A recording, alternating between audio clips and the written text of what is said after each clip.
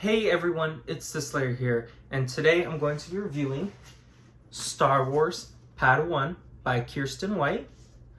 This is a YA novel. It came out 4 years ago in 2022, and I just now finally was able to read it. This book's been sitting on my bookshelf for the past 4 years. When this book came out, we had Star Wars Celebration 2022. I was reading Star Wars Brotherhood by Mike Chen, and there was just a lot of High Republic stuff going on too, and I was really invested with the High Republic because there was such a big initiative.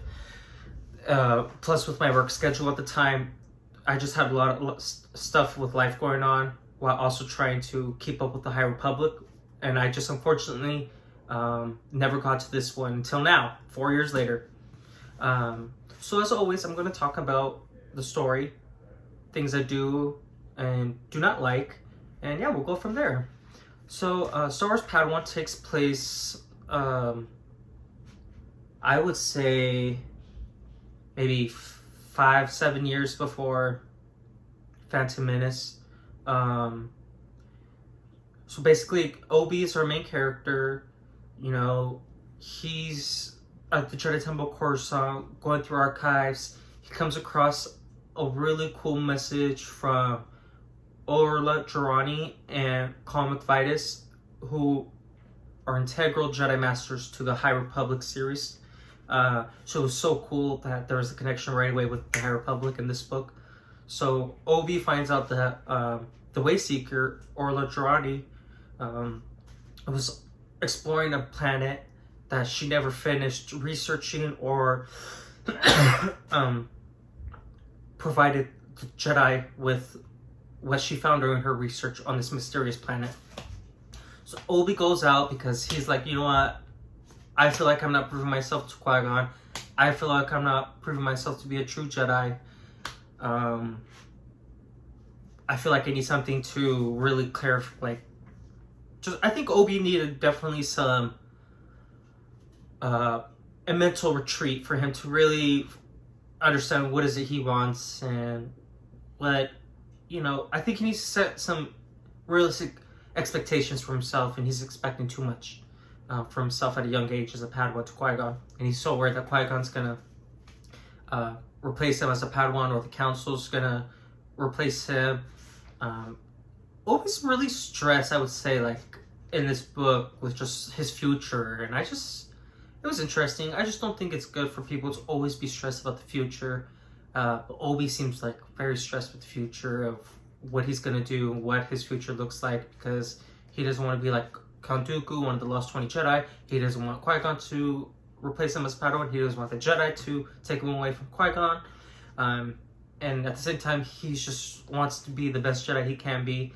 And yeah, there's just a lot going on in Obi's mental state going into this book for a 13-year-old.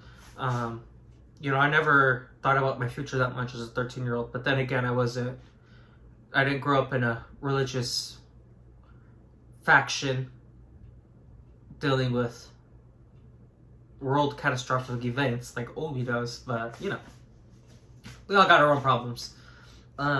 So yeah, Obi goes to this planet by himself, doesn't tell Qui-Gon, doesn't tell the Jedi. And this book, I would say by the third quarter of this book, I kind of started looking, well, hold on. So Obi gets to this planet, and he finds that there's these, like, kids there, no adults. They're surviving their own in this jungle, and he doesn't know what to make of it at first, you know.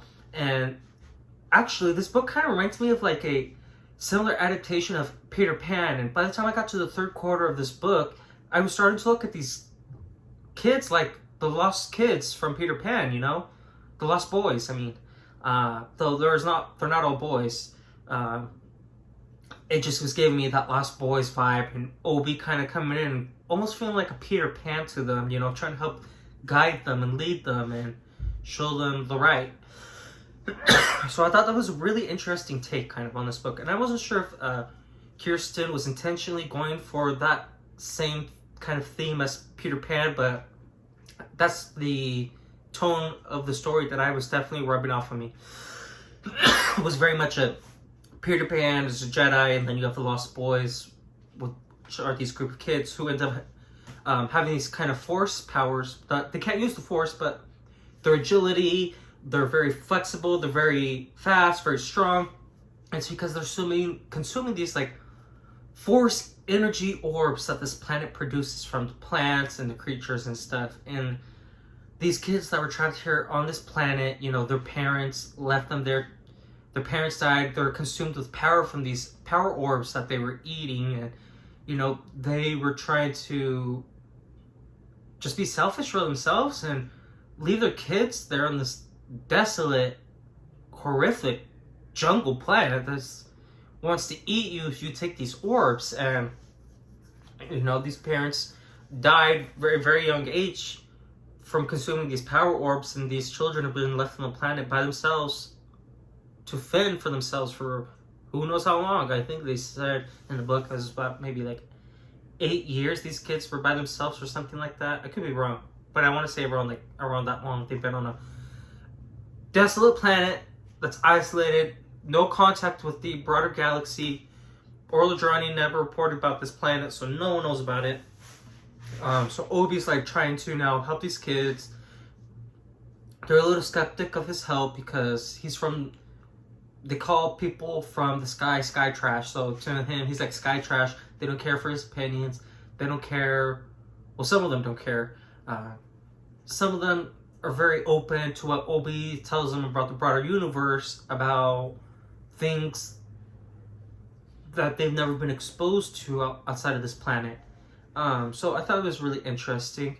You know, the kids, they have this uncle relative who's forced to leave by his brother, who's one of the children's fathers who died on the planet very young. So the uncle comes, doesn't know that the children are alive there, but he's coming to steal these orbs for himself and to give to someone else, apparently.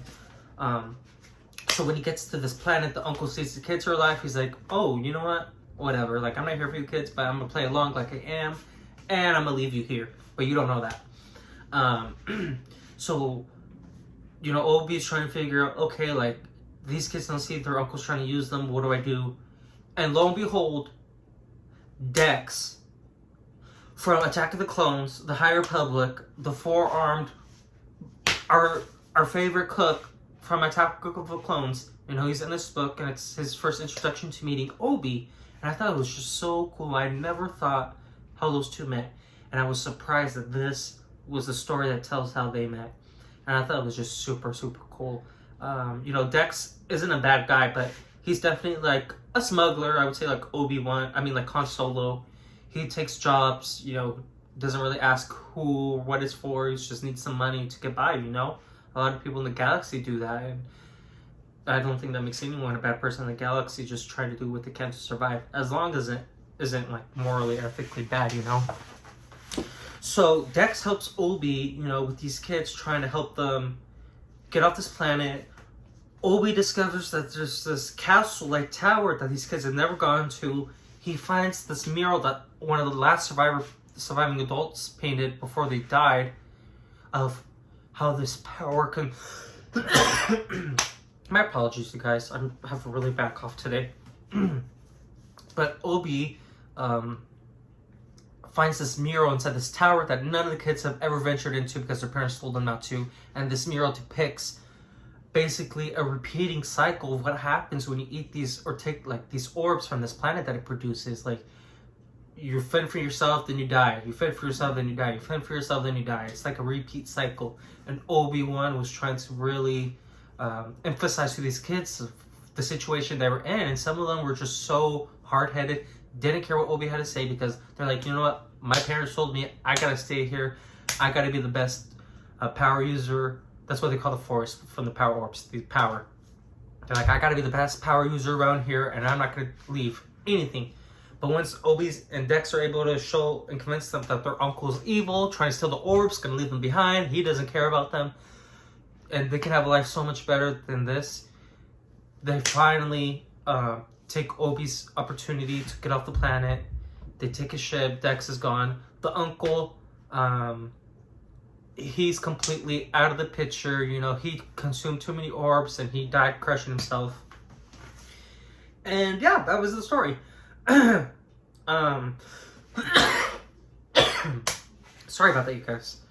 I would give this story maybe a 6 or 7 out of 10. I wouldn't say there's anything there's nothing like super important about the lore that you're going to get from this book. There's none of that.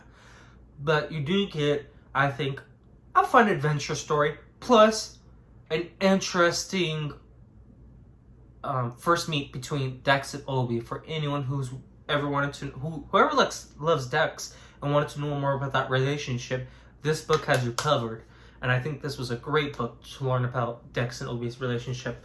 You could definitely learn more about Obi and his thoughts as he's a younger Padawan, which I thought was interesting. You know, like I said, Obi's very stressed about the future. You know, he's never, like Qui-Gon tells them, always emotion is the future. And I don't know, I'm not quoting it right, but I know it's something along the lines of always emotion is the future, and it's important to always stay in the present, you know, something like that. And I think that was a lesson I would say Obi definitely learned that lesson within this book. You know, he was just worrying too much, seeing these kids always worrying about too much, and that's not the way to live. There's a more peaceful way to live, and a more realistic way to live. And I think not only did the kids, but Obi all learned that lesson within this book, and I thought it was just a really nice story and lesson to kind of also impart on me as a reader. So next, I'm going to be reading Eyes Like Stars, so keep a lookout for that review, you guys. I'm also planning on reading Star Wars Legacy, and then November we have Reign of the Empire, Mask of the Abyss. That's probably the novel I'm most excited for. So keep a lookout for these next 3 Star Wars reviews. And after that, we have our first ever Star Wars horror novel. Unfortunately, it's a middle grade, and it's for the ages between 9 and 12. And it's the first ever branded Star Wars horror novel. Kristen Wright, who also wrote Star Wars Padawan, is writing this book. I don't know how to feel about a middle-aged book being titled being branded as a horror-themed Star Wars book. Like, why can't we just get a full horror branded book that's adult? Like, I want the most savage, brutal Star Wars book we can get. I think, to me, the darkest Star Wars book to date would either be Revenge of the Sith, for sure Revenge of the Sith, but I would also say The Fallen Star by Claudia Gray, which is the last book of the first trilogy of the High Republic, the original trilogy of the High Republic, I should call it. It was a very dark book. So much happened in that book. So much death. Just like the Revenge of the Sith novel. So much death. So much, like, I guess we don't have to have, like, a climactic, epic, galaxy-wide scale book that has to cover something traumatic that, as a consequence of the whole galaxy. Even a small, intimate story with a couple characters who maybe travel to a planet and they're being chased by zombies or these monsters or something, you know, entities, whatever you want to call it. You know, I think, not to say that I don't think this middle grade horror book can be good, but I just don't think for it being branded a horror Star Wars book, it's going to tap into the horror elements that I'm looking for.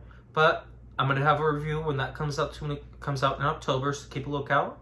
As always, may the Force be with you guys. Thank you.